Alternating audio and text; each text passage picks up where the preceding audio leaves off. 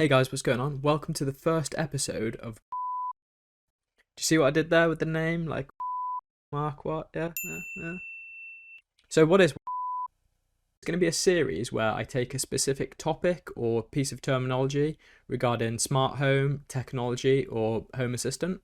These topics can be suggested to me by you guys, or I might make them as sort of supporting content for one of the videos I do. So I'll take this topic or terminology, and just try and compress it into like a 3 or 4 minute video. And I'll try and keep this video as descriptive as possible, but also keeping it basic so it's easy to understand and follow. And then at the end of that video, you can hopefully say, hey, I know what that thing is, or, I know more about this thing now. So taking things and making them easy to understand. And yeah, we'll just see how it goes. I think it's a good idea. What do you think? So today's topic is going to be NFC. I've just put up a bunch of NFC stickers around the house to do various automations, and I thought it would make a nice sort of easy intro into... So let's find out what NFC is.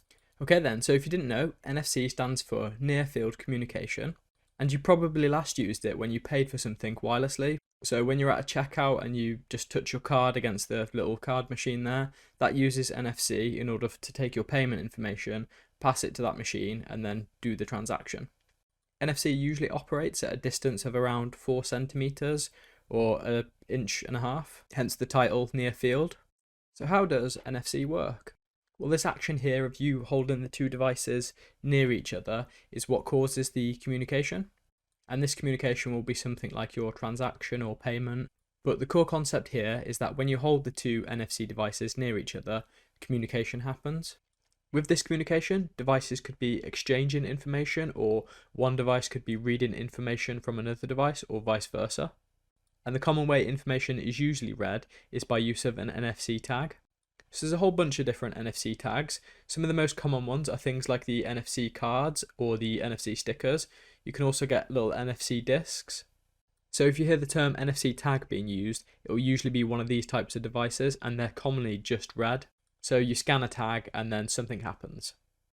Much like its cousins, Bluetooth and Wi-Fi, NFC also operates using radio waves, and NFC is also a wireless data standard, and what this means is that something has to comply and adhere to this wireless standard in order for the device to be compatible and work correctly. So it's these radio waves that allow us to do the communication, and with NFC there's two main types of NFC communication technologies. So we have passive NFC and we have active NFC. So we're going to start with active NFC, as we've already had an example of this. So active NFC can collect information from NFC tags, it can exchange information between two NFC devices, it can also alter tag information on an NFC tag. Active NFC also usually requires power, so this could be the power from your phone's battery or being plugged into the mains. Moving on then, we have passive NFC. With passive NFC, no power is required, and you might be thinking, how does the device work with no power? Well, passive NFC tags can only be read, so when you bring your device to the tag to read the tag, the electromagnetic field then generates enough current for the tag to be able to be read. So as I mentioned, the passive NFC can only be read, so it can send data but it can't do anything else. And we make use of passive NFC in things like identification cards.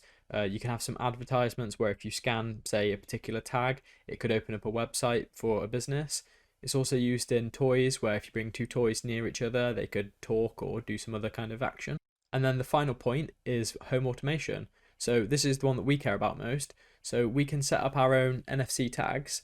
You can have these around your house, and when you scan one of these tags, a particular automation might happen, some lights might come on, or a sequence of events happens. And there'll probably be a link floating around somewhere, or there's definitely one in the description which will link you to a video I've created where I show off a few of the automations that I use in my house using NFC tags. So go check that out if you want. And there we go guys, that was our first episode of covering NFC. Now yes, this video is over that 3-4 minute mark that I mentioned at the beginning, but we did have like a bit of an intro in there too. As I mentioned at the beginning, I would like to make this into like a small series.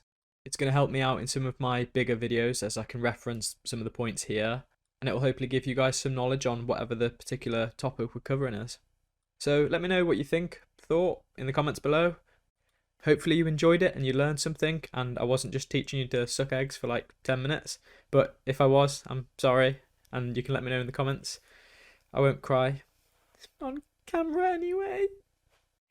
But in all seriousness, any feedback is good feedback, unless it's not good feedback and it's bad, then yeah. Maybe just let me know in the comments some topics or terminology that you want explaining in this kind of format. Don't forget to like, subscribe, and ding dong that little notification bell if you want to be alerted to when I bring out more of this content. And I'll hopefully catch you in the next one. Cheers!